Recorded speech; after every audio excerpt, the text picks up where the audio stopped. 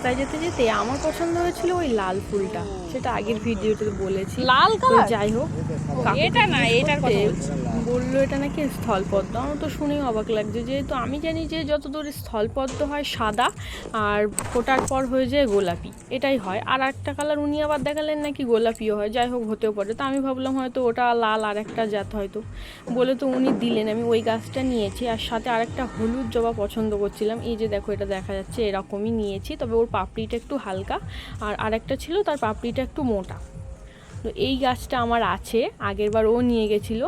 আরও অনেকগুলো কালার আমার আছে বাড়িতে, আরও পাতাবাহারি গাছ, ইনডোর প্ল্যান্ট, অনেক কিছু ছিল। তো তার মধ্যে যেন ওই ফুলটা মানে বিশেষ নজর কাটছিল বলে আমি ভাবলাম এটা একটু অন্যরকম, তো এটাই নেওয়া যাক বলে এইটা নিয়েছি।